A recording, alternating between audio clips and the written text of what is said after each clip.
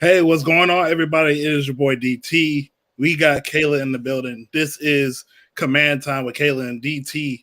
But now we're going to have to update the show now. Introducing our brand new co-host who is now joining the show and joining the crew is my boy Caleb. For those that know Caleb is well known around Twitter as a Commanders fan and speaks at a lot of the national spaces such as Sports After Dark and Litterbox and stuff like that. So Caleb, welcome to the squad, bro. Appreciate y'all for having me. I'm ready to get into this, man. Let's get cooking on here, man. Let's get the cooking, y'all. Yeah. So Already. a lot of stuff has happened this offseason so far. Obviously, um, Ron Rivera is now gone, and in comes Dan Quinn. Dan Quinn is a guy that a lot of people probably was fourth or fifth on a lot of people's list, but despite all the facts, with the whole Ben Johnson thing and Mike McDonald, he turns out to be one of the key guys that this regime points out to as to be the next Commanders head coach. So, this is your first time on the show. What are your thoughts on Dan Quinn being the guy leading the Washington Commanders with Adam Peters being tied to the hip? First thoughts. We all wanted a particular person. I feel like us Commanders fans, we're always used to the big splash, the big name hiring. So we was like, oh yeah, Ben Johnson come here, let's get it. So it's different when you got Dan Quinn coming in. It's like, this is a little weird. It's a little weird. We're not used to that. We're used to the big name stuff. That's that Dan Snyder stuff that we're just so used to.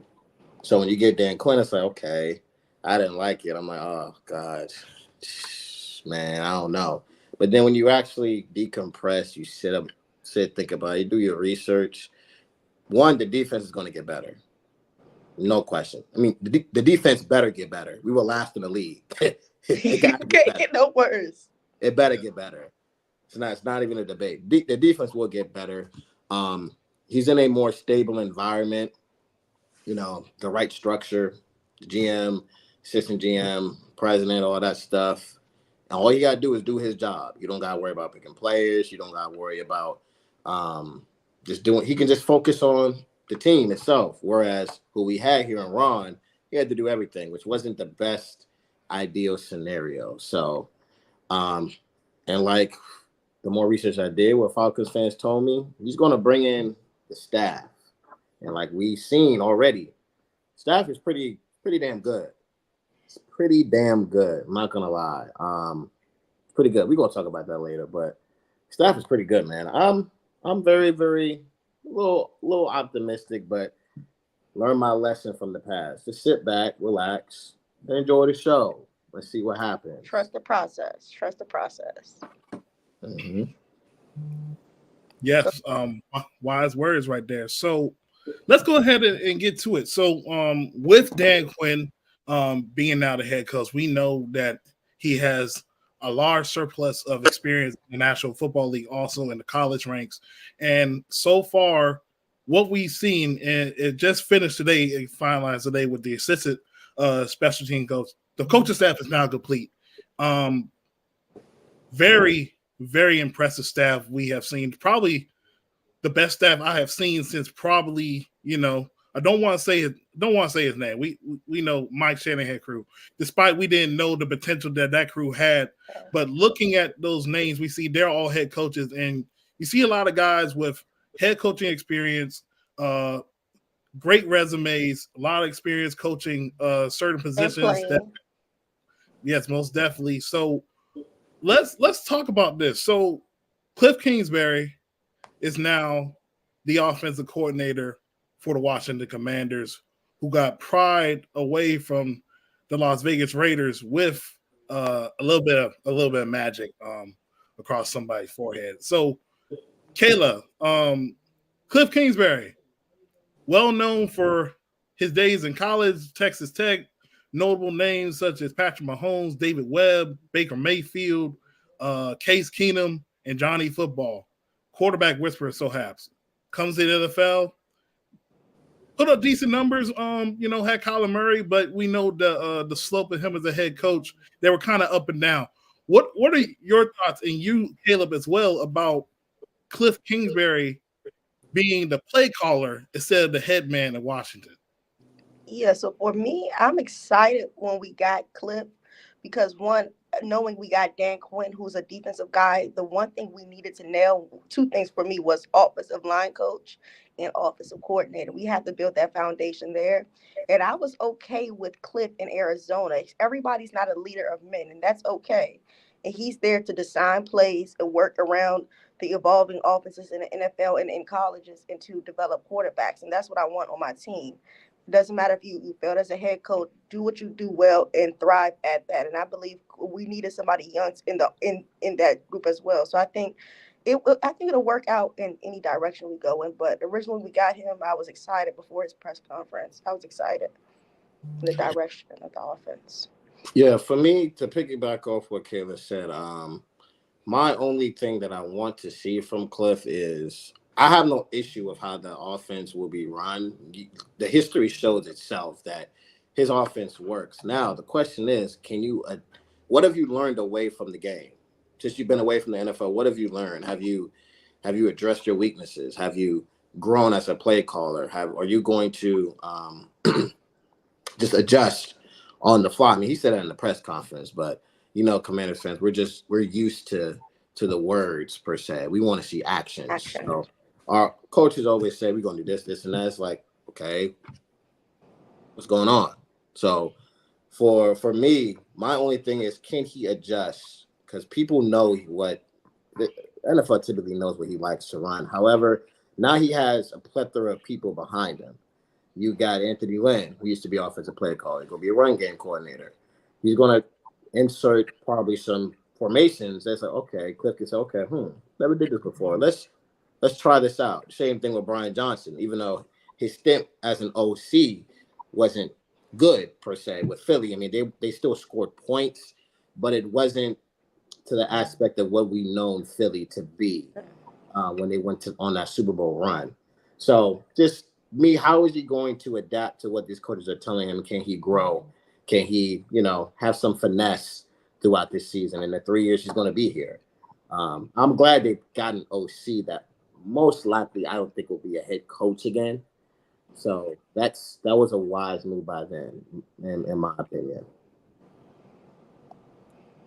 Yeah, I agree. So let's also talk about that part. I think that's very interesting that Brian Johnson, he gets hired as the passing game coordinator after his first year in Philly as the play caller. Then you have a guy like Anthony Lynn, well-respected, very well known with the running game, has elevated some running backs that have great career years, even in the likes of Las Vegas, not even Las Vegas, the Chargers.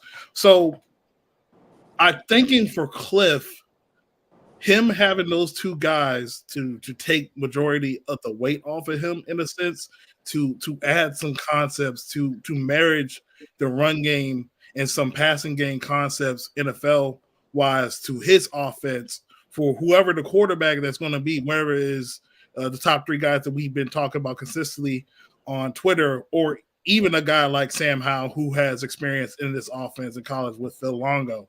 But I think having those two guys with a Cliff Kingsbury will take the pressure off of him and help him marry some things that he wasn't able to do consistently with the Arizona Cardinals. And also, I do want to bring a little bright spot into the coaching staff as well. That's a little bit underrated that'll help on that side of the ball. The quarterback coach, David Blau, former quarterback. Everywhere he's went, everybody talk about how smart he is, how he's in tune with film. I think that'll be a good addition on that staff as well. Definitely so whatever quarterback we get. So if we was to get,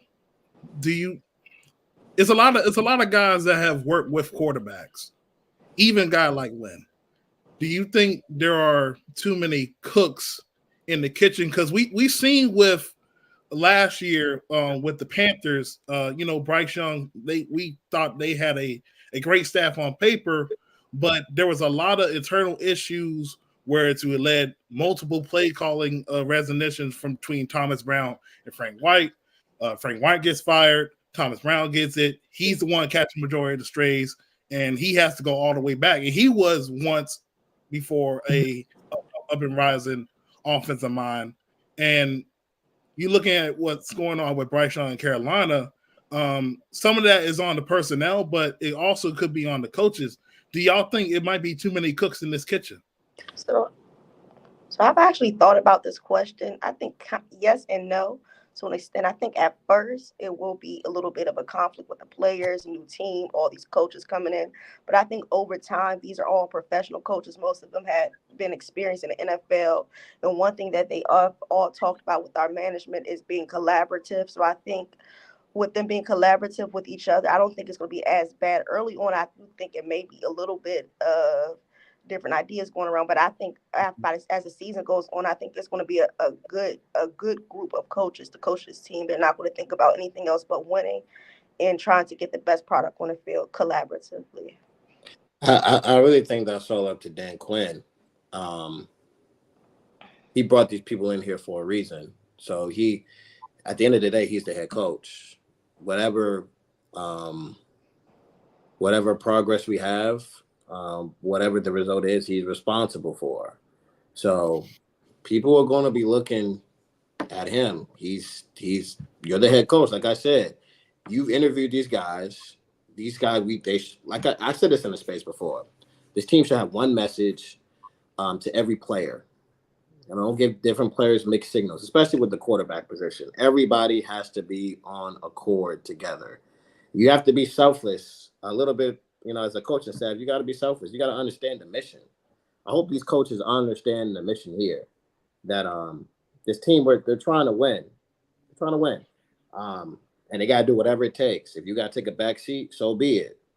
At the end of the day, the results are going to be favorable for you. If you have a little sacrifice as far as what you bring to the table. But all these coaches here, they bring something to the table. I think that can be very helpful. I think there's 3 people on that staff that are former head coaches. And that's another thing too I forgot to mention. I'm really, really curious to see what Dan Quinn has learned, what Cliff has learned. You can say even Anthony Lynn or even the offensive line coach, who I know we'll talk about later. I'm not a big fan of it, but hopefully they can learn something from what they've gone through in the past. And different situations are different for different people. Sometimes you got to go somewhere else. It's going to help you grow and it give you a new understanding of what you had to improve on or just improving your strengths too as well. Interesting. So you already mentioned it. So for those that don't know, Bobby Johnson is now the Commanders' offensive line coach coming from the Giants. And this was probably the one pickup that I think everybody can agree was kind of a head scratcher. There were talks about Popovich coming from the Texans, but the Texans saw their value in him and gave him an extension for what he's done work with the Houston Texans O-line. So Bobby Johnson, this is another guy from a NFC East opponent, and very mixed about him, because from the videos and the things I have seen, he looks like those guys that are motivator men, able to look like he can get the best techniques out of his guys, but it just didn't work in New York. Now, in all fairness, though, we can honestly possibly say the Giants' offensive line has not been good for a very, very long time. From the people I have talked to, they've been building that line since Eli Manning has left. And last year they were, if I'm not mistaken, top 5 in sacks allowed as well as us. But there are some bright spots, I would say. I mean, as talented as Andrew Thomas is, he didn't become all pro until Bobby Johnson is. Now, it could be because he stayed healthy, or maybe it could be he got some advice and some techniques from Bobby Johnson, who came from the Buffalo Bills. But also, on the other side of it, they drafted Evan Neal in the top 10, and so far he has not lived that expectation. And the interior is still a problem for the Giants. And you look over here with the offensive line we had, we were once at least a top 10 offensive line on paper with the veterans and the young guys we had. But now, right now, it's only looking like one guy should deserve to be a starter. And possibly 4 starters could be on this offensive line this offseason. We'll wait and see, especially post June 1 after the draft. But how much of this is going to be big for Bobby Johnson to get that Giants label off of himself, guys? Okay, so I'm going to go ahead and start it off with Bobby Johnson.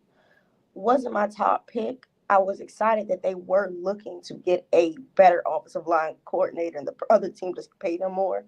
But all respect to him. But with Bobby Johnson, I went back to look a few of his videos. He's very interactive with the players on the field with the offensive line, as in Buffalo and with New York.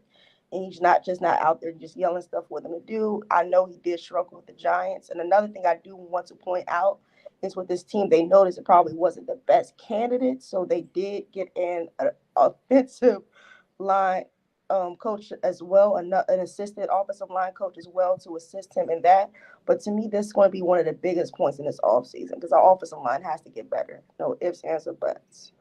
Yeah. I do think getting that assistant offensive line coordinator from the college rank was pretty good. He had Osiris Torrance. So I think that he will mesh well with Bobby Johnson. Yeah, for me, you look at the history. He was with the Colts, his first stint. He wasn't an offensive line coach, but he worked under that offensive line. They were ranked 3rd in the league. Went to the Bills. They were top 20, which is pretty good. I think at one point they were 14th, I believe, if I'm not mistaken. Anybody listening, don't quote me on that, but I'm pretty sure one year they were top 15 for sure. Then you went to the Giants. It's just bad both years, 30th and 30th. There's different factors that can go into that. Talking to one of my friends back home, I said, I don't like this. I don't like it.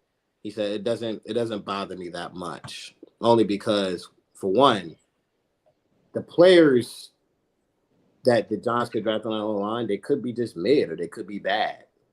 Injuries. They had a guard playing tackle. That's not sustained success. Their center got hurt. He got hurt around week 4, I think. They tried to do the Philly push, and they all got hurt. Like literally 3 of their offensive linemen got hurt because they tried to do that. And everybody's not built to do that. So you got guards playing tackle. You got makeshift. You got makeshift O-line. You got Andrew Thomas being hurt. So Giants fans saying they laughing at us, But as an O-line coach, there's only so much you can do. I guess where you have to put your hands, you got to put your hands here. And if you can't do it, you can't do it. Like, just the way it is. Sometimes players don't got it. Something else that we have to realize as fans too, sometimes the players can be just bad. And sometimes the coaches are doing their job. Sometimes the players are just bad. So some people put a lot of blame on the coach. Some people put a lot of blame on the player. But at that point, if you notice that a player is bad, when do you step in as a coach to see if there's something a little bit better to help out your team? But you got to do it before it happens. That's what you call self-awareness. That's something our last coach didn't have. They said Dan Quinn has that, and he even said that. He even admitted that on a radio show I listened to a couple of weeks ago. He said, I went after what I did in Atlanta. I went back and asked them, what could I have done better? All these coaches have to do that.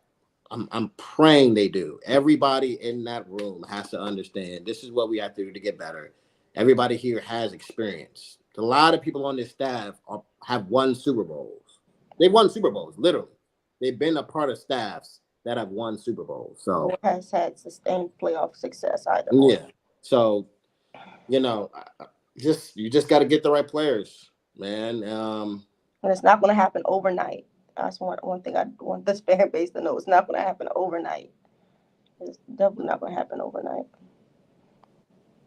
So, that being said, though, I think one thing that can help a guy like Bobby Johnson is having, and I talked to young Heavy on Red Zone Lab podcast about what can Lynn do with helping a guy like Bobby Johnson with some of the offensive line issues that we had in the past, and what we can do to minimize some of the things that could happen with a air raid like offense. And I think that's very essential. I think that's one big reason why Lynn is going to be as important as a lot of people would think, because him marrying the run game and the passing game, it can help shore up some of the deficiencies on the offensive line. Like a guy like Wiley or like Stromberg, who's going to be learning his ropes in another offense again. I think that is going to be very important, because you're talking about slide protections, you're talking about blitz pickup, combo blocking, how you want to block in this air raid offense. I think that's going to be very huge for what Bobby Johnson and Lynn can come up with to protect the offensive line and protect the QBX coming up this year. Yeah, I agree.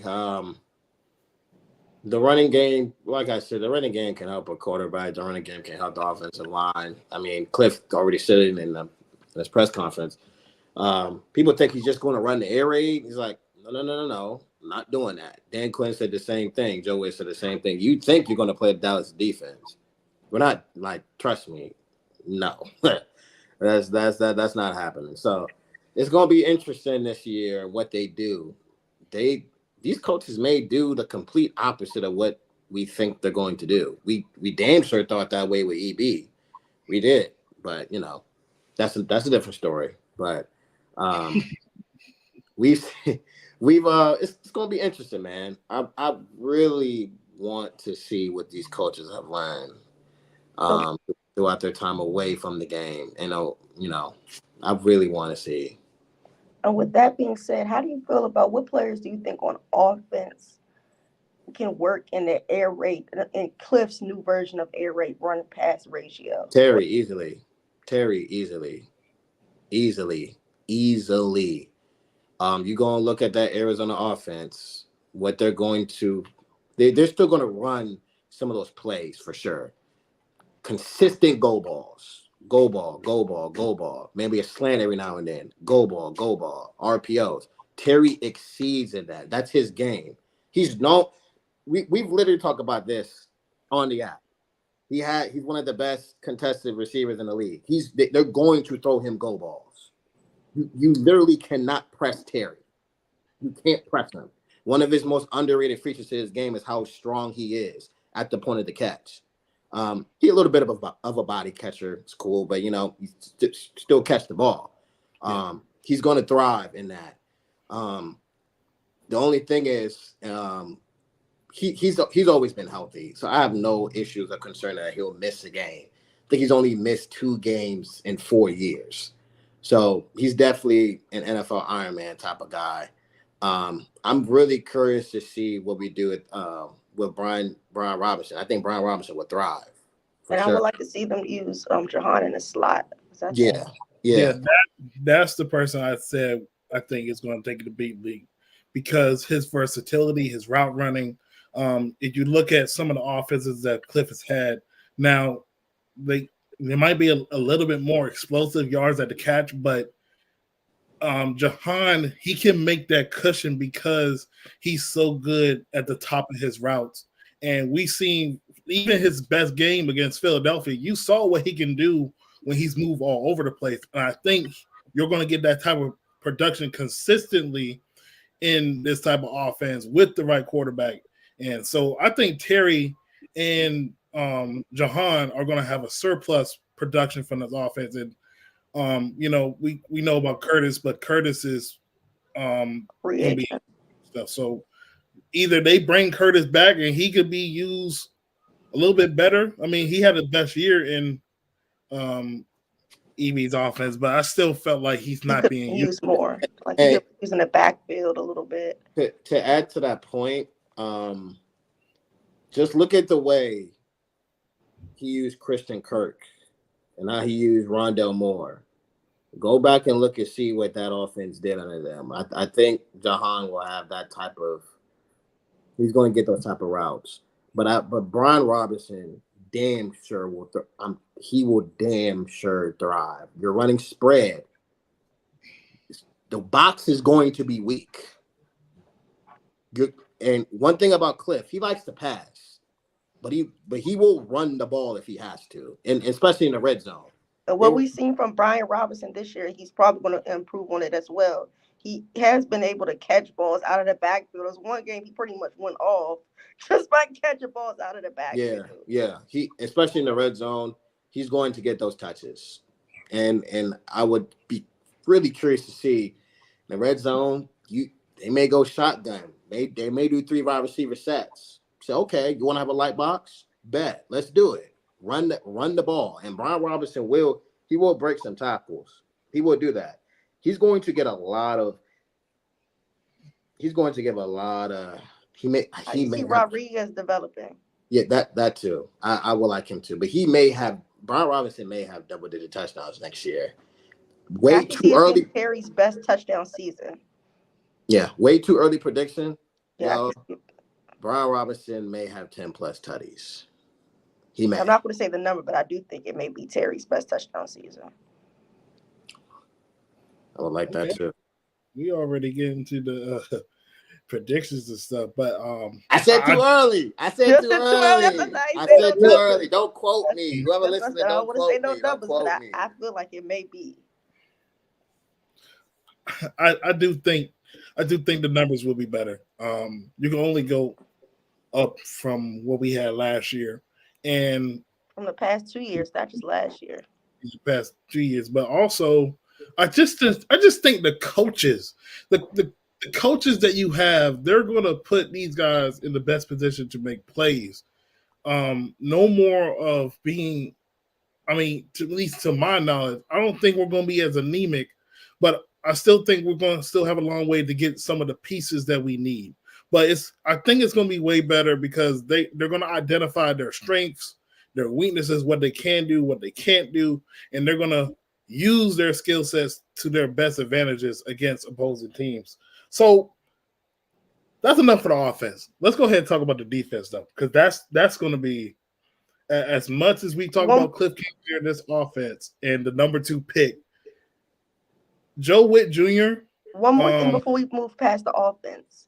So next week is the combine. So what's one offensive player y'all are looking at in the combine before we move over to the defense? Quarterback. What player? Like a guy that's not really talking about. Not saying no name. No. Go get your guy. Quarterback. Next. Your turn, Caleb. I'm not going to go with the most default answer. I would say, I'm not even going to say lineman. You know what? I'm going to say tight end. Damn it. I told y'all Negroes last offseason that we need a flipping tight end. I told y'all. Y'all didn't want to listen to me. We didn't even use the ones we had on the roster. Fine, but still. We need one. I know we definitely need one. It's fine. We can evaluate everything, but get a flipping tight end. Yes, get a flipping tight end. We're not getting Brock Bowers. Jatavian Sanders, kid that I like. Kansas State. Like that. Yes. Slim, I don't care what you say. We need a tight end. We need some. If you're not going to get. This is my thing, DT. This is my thing, Caleb. I would like to add a big body receiver to this wide receiver room. All of our wide receivers are 6 foot under. Hey, we need to get a receiver that can win balls that can get jump balls. We need that. Like a Michael physical. Yeah, like a Michael Pittman, a Mike Evans, a Brian Thomas Jr. Yeah, a physical receiver. Something like that. We need that. But if you're not going to get that, then go and get you a tight end that can do the same thing. That's a young best friend. A guy that can create separation. A guy that can block. Cole Turner. So my answer for that, for going into the combine next week, my surprise player on offense for them to look into. I'm gonna go. She said tight end, so I'm gonna go ahead and say big body receiver. Okay.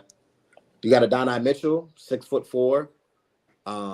That's a guy that if they pick a wide receiver with one of I the like Brian Thomas though, but I don't. he won't be there, Kayla. I know we're not getting him. He won't be there. Okay, you can go ahead and move forward to the defense, DT. I just got one thing to say. I do agree with Caleb, man. Like, I think this offseason, you might need to come out with two tight ends.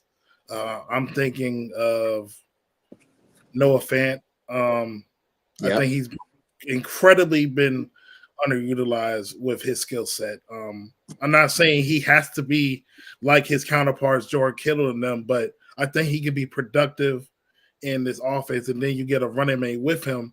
And John Bates is a solid wide blocking tight end. I think you need to get a guy like Fant and draft your tight end to go with this offense, and let's see. But really, outside of quarterback, I'm gonna be more interested, man, in really the tackles, because we have a high chance of, after the first round, probably getting probably what's left over one of the tier 1 and probably tier 2 tackles. Maybe a guy like, I'm praying Tyler Godden falls in the second round, or looking like Chris Paul's brother, Patrick Paul.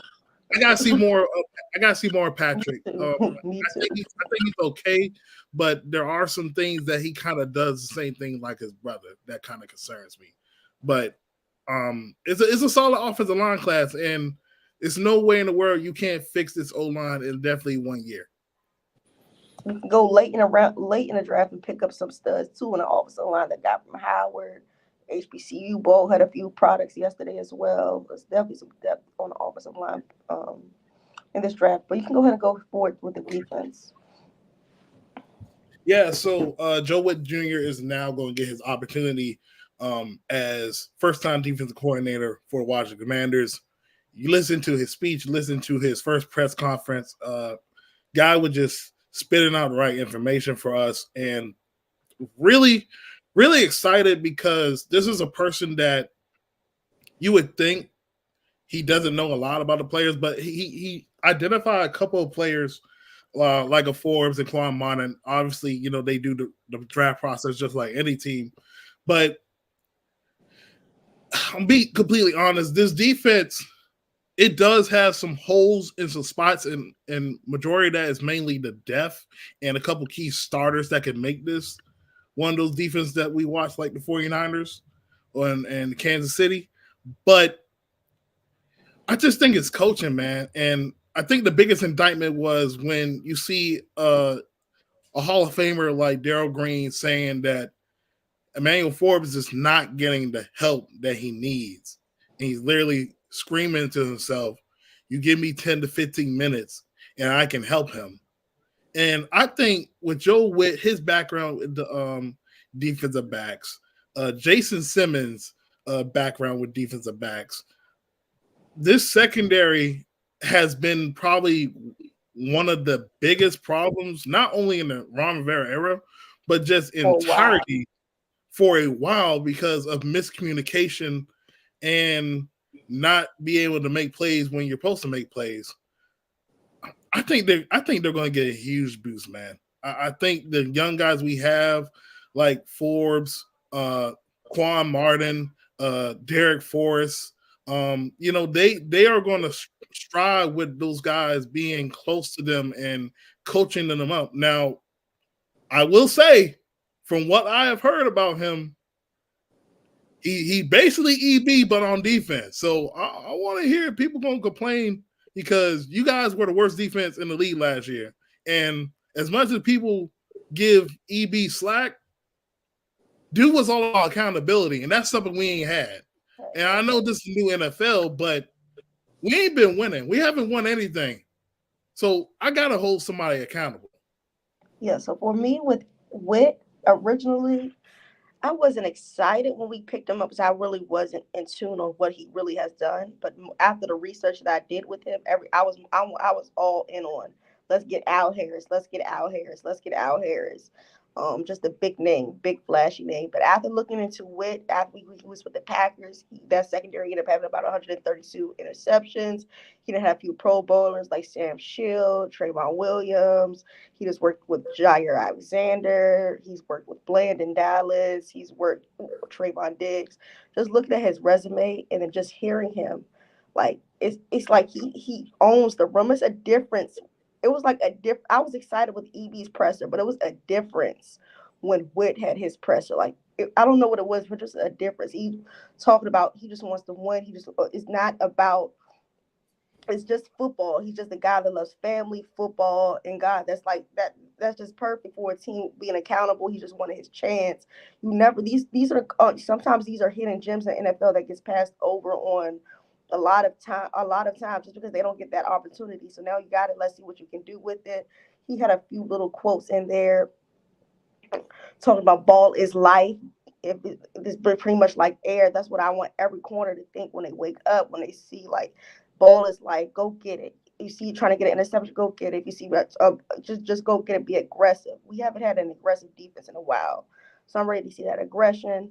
I'm just ready to see them. If players aren't held up to the standard, they just won't be here no more. Like it's no more of those players not playing their positions. If you can't do it, you got the coaching staff to do it. If you're not striving, you're just not going to play. Plain and simple. Yeah, I'm excited. I completely agree. Like I said before, I'm not really worried about the defense. The defense will get better. I think Dan Quinn and Joe Wade, they know what they're doing. And then you bring the guy from the Raiders, Simmons, who you look at their numbers, and they were last in the league last year. They were one of the worst as far as the secondary. And this year they were pretty damn good, top 15. These are not with big name guys either. Yeah, Dan Quinn drafted AJ Terrell, and then he was, he understand. They know what to do. I'm not tripping on defense. The only thing I will say, players who I'm really curious to see what they're going to be. Quan Martin is one of them. I still don't like the pick per se, but it is what it is. I did not want us to pick him. It was a little too high for me. Cam Curl, I'm really curious to what he's going to do. Cam Curl always plays pretty well. Like I always say, he's going to be a commander, Caleb. I know. He needs to be resigned. That's my. He will be resigned. That's my. Don't even think negative. He's going to be resigned. That's my top 3 favorite player on this team. One player I'm not even going to say Forbes. I really want to see what St. Juice, what he's going to be in his defense. He had the most deflections in the NFL, but he also gave it the most yards. People were picking on him. So, and he's penalized a lot. Yeah, so we're going to have to see. Yeah, bro. I'm gonna keep it a stack. I know you want to re-sign these guys and stuff like that. Man, bro, this defense was trash last year. Bro. I know. This is a whole new thing. I understand. This is slate. Now, I'm not saying they shouldn't. I understand, his value to the defense, but I also know what he ain't got. It might be coaching, but he ain't no interceptions. He ain't no real big thing. And I understand that. Like, keep telling people, bro, last off season, people kept telling, you don't get picks, you don't get fumbles. Okay. Let me really go in depth with Cam Curl, what he does. He is DT, Kayla, I don't care. And I'm gonna keep saying, y'all already know I say this. I don't care what nobody else thinks. He needs to be here. The reason why I say that, the kid is smart. He's a smart, intelligent football player. He doesn't get the picks. He probably will never be a ball hawk safety. But what he does do is he knows where to be, and he knows his assignment. He's smart. He's an intelligent player. When I'm telling you, you go and look at the film. in the And especially passing, you can tell when he's not there and when he's there. That's why how you know a player is special. in You can tell the DC, difference. in the passing game, when you look at Cam Curl, when you break this down, quarterbacks literally look his way and they have to move off because he's taking care of that assignment. I'm telling you, I've seen a clip in Cam Curl against the run where he covered 2 gaps at the same time. I've literally seen this. It's on YouTube. Y'all can look at it yourself. It's a 17-minute clip. I'm seen not it. denying you. I like Cam. I'm not denying you. He needs to be here. He may not ever get the 5 interceptions, but he does a lot of that 5 interceptions. He does a lot of good, not a lot of bad. I want him here. He's a great leader. He's a great leader. He's one because I'm telling you, DT, we let him go. We let him go. He will go somewhere else, and he will be all really, really good. He'll be all pro. I'm telling you, just keep him here, please. Please Look, keep him here. I get what you're saying. I'm not against what y'all saying. He is clearly the best defender in the secondary outside a guy like Jonathan Allen and Deron Payne tied together. But what I'm also saying is I'm not in there with Adam Peters, Dan Quinn, and stuff like that. Yeah, I know. And they could be like, well, yeah, maybe I might find somebody a little bit better than you or can do the same thing as you, but cheaper. Or maybe I could do something with Quan Martin and have him your role. You know what I'm saying? Yeah. Because the biggest problem has been with the old regime, they try to have them play too many roles and they didn't progress in the roles that they made up their done. own position flex definition. Yeah. I'm just saying, bro, you know who is safe? You know who is safe this offseason? I get it. You know who is safe this offseason? Oh, who's safe? This offseason. I'm not talking about next offseason. Derek Forrest. Oh yeah. I like Derek. You know, I'm just saying. With Cam Curl, bro. We're not going to lose him, Caleb. I don't want us to overpay him. I don't want us to overpay him. So what is your set contract for him? What, 12 million. No more than that. 12 million. No more than that. I'll give him that. But what if he wants 17? I'm not paying you 17. He's not. Come on, Caleb. Come on now. I'm not paying him 17. But I'm just telling y'all, because DT, I told y'all, okay? I told y'all last offseason that Sam Cosmi would be the best offensive lineman on that line.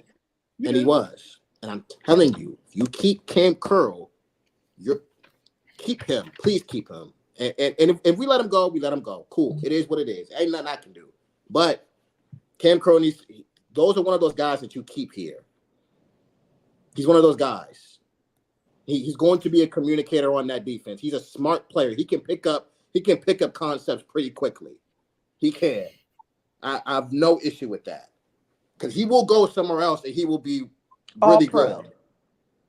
That's nasty. This guy.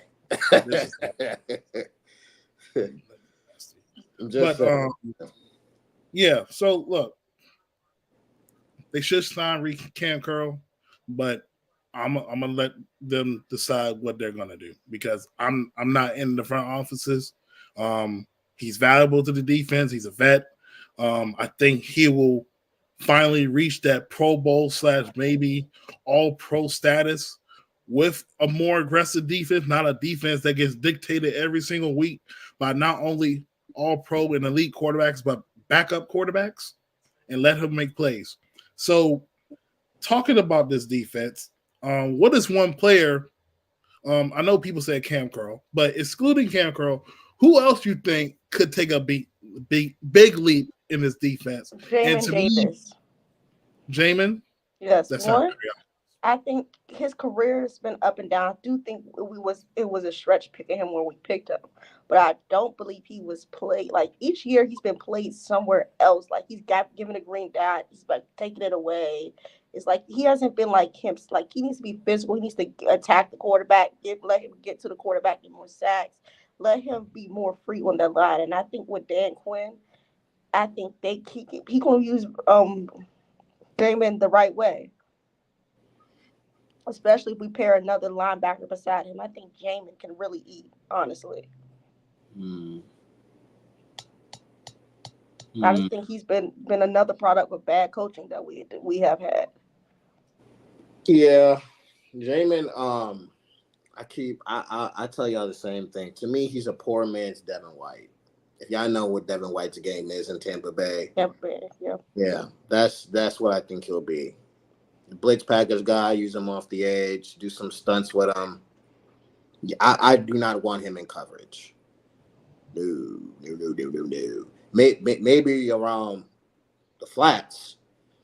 Excuse me. Maybe around the flats, around the line of scrimmage, running back, leaked out. Yeah, he can make that tackle.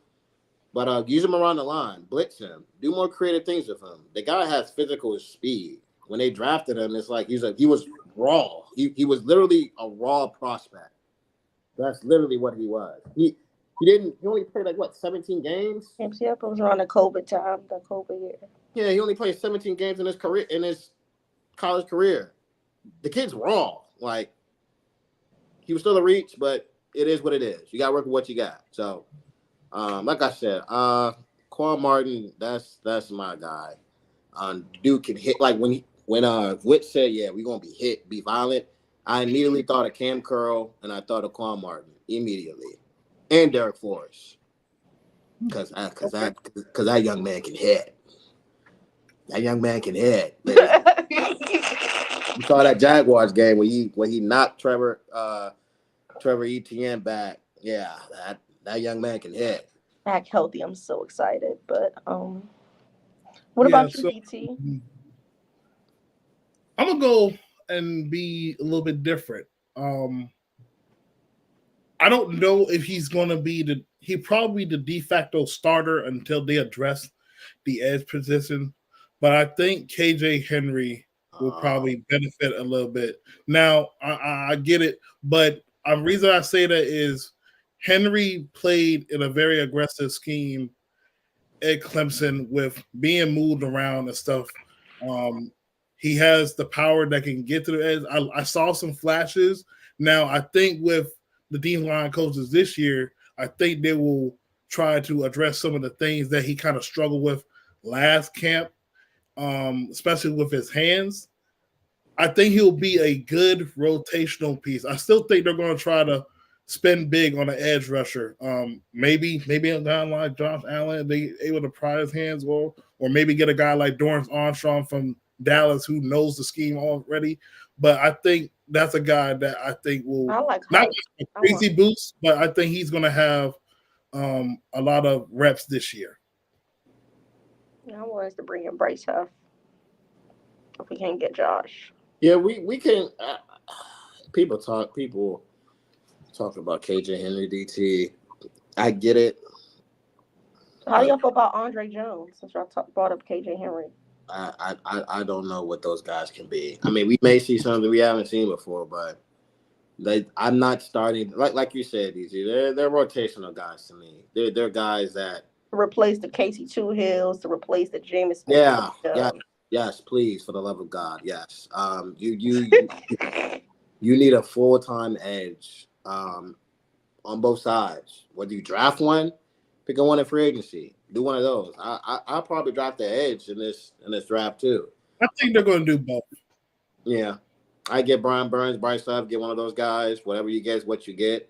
The only thing with Bryce Huff though, Kayla, is the pass rush win rate for Bryce Huff is pretty high, but he's not on the field a lot. Yeah, because they got a lot of depth, don't they? Yeah, a lot of pass rushes. They draft them like we did. The sample size is small, but the ceiling is high. No, it's intriguing because I don't know if he can be a starter. I don't know if he can be a starter. I don't, because I don't know how he is against the run game. I don't know. He could be a baby versus the run. You may never know. He may get bullied.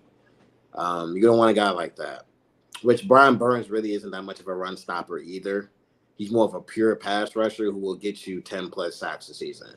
I think Josh helps in the run game. Yeah, and they A run little bit more than those two. Yeah, I agree. Well, that was it. What y'all guys want to talk about special teams? Are we really going to talk about I was actually just going to mention that. We need a kicker.